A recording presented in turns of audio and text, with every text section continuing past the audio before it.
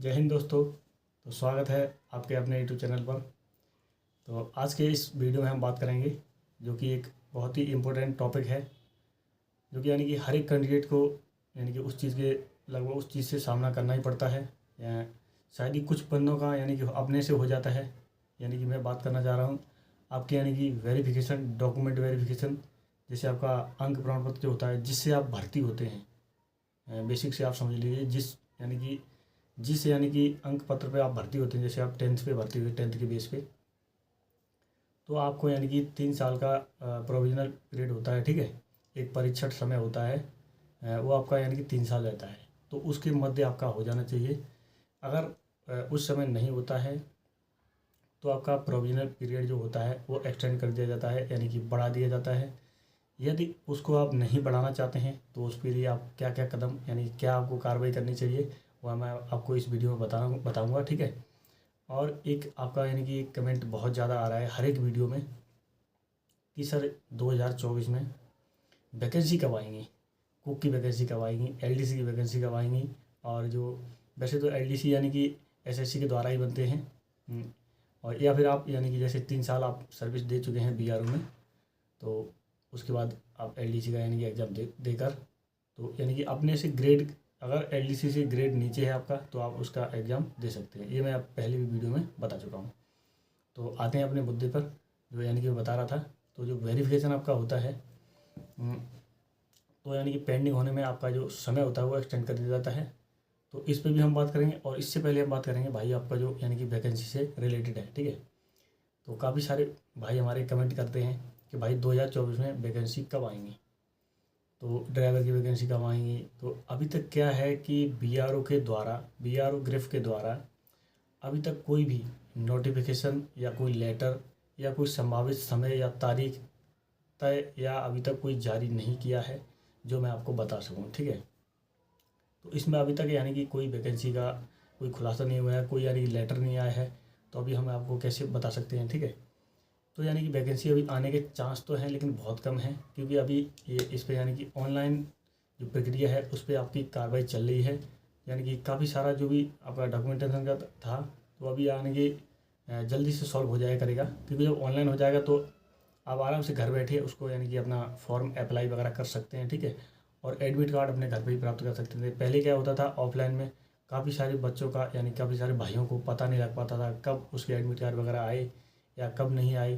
तो ऐसे ही यानी कि उनका यानी कि हो जाता था, ठीक है।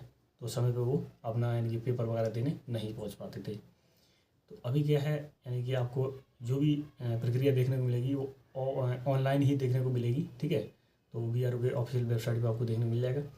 तो अभी हम इसमें बात करेंगे भाई आपका जो यानी कि जिस बेस पे आप भर्ती होते हैं। जैसे आप 10th बेस पे भर्ती हुई, सपोज आपका 10th का यानी कि वो हो गया, वेरिफिकेशन कंप्लीट हो गया।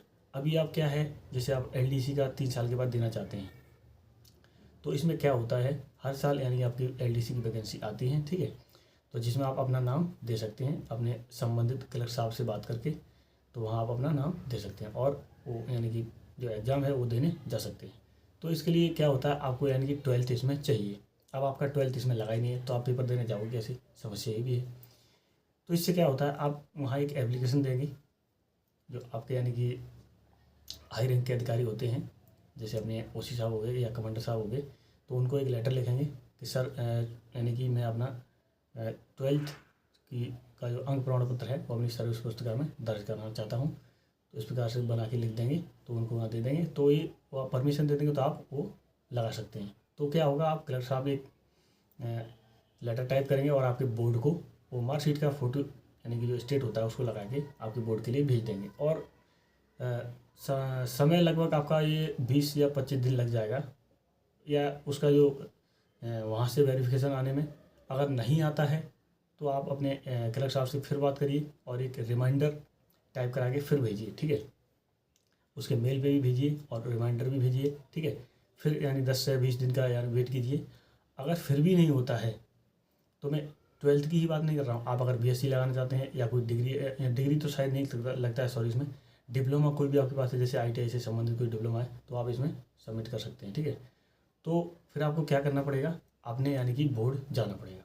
तो बोर्ड में आपको क्या क्या डॉक्यूमेंट ले जाने पड़ेंगे, तो सबसे पहले मैं बता देता हूँ आपको, यानी कि आप जिस अपने बोर्ड से यानी कि जो अंक प्रमाण पत्र आपके पास है, जैसे 12th का है या BSc का है या 10th का है, जो आपका यानी कि पेंडिंग पड़ा है, उसका एक वहाँ से आपका रिमाइंडर जो लेटर आपने भेजा था वो ले जाके और अपनी ओरिजिनल मार्कशीट ले जाके अपने बोर्ड में जाइए, ठीक है। तो वहाँ संबंधित सेक्शन में बात करिए और जो भी वो कार्रवाई बताते हैं वो करिए। तो वहाँ से आपका यानी कि जो वेरिफिकेशन पेंडिंग था, काफ़ी समय से पेंडिंग था, तो आपका यानी कि 10 या 15 दिन के अंदर आपका यानी कि यूनिट में भेज दिया जाएगा। तो इस प्रकार से अपना यानी कि जैसे आपका 10th का नहीं हुआ है तो आप 10th का करा सकते हैं, यानी कि आप खुद भी जाके करा सकते हैं। इस बेस पे आप नहीं बैठे रहें कि मेरा अपने आप से हो जाएगा, ठीक है। तो यानी कि मैं भी इस समस्या से जूझ चुका हूँ, इसलिए मैं आपके साथ यानी कि इसको यानी कि इस बात को यानी कि इस चीज़ को शेयर करना इस चीज़ को शेयर करना चाहा आपके साथ कि आपको भी पता लगे भाई कि ऐसा भी होता है, ठीक है। तो क्या होता है, काफ़ी सारे डिपार्टमेंट में यानी कि बहुत सारी यानी कि जो यानी कि पेंडिंग होता है डाक, वो पड़ी रहती हैं और उन पर कोई गौर नहीं किया जाता है। तो समय पर न पहुंचने के कारण मेरे को भी जाना पड़ा। तो अभी क्या है, जो भी है जैसे भी क्लियर हो गया है।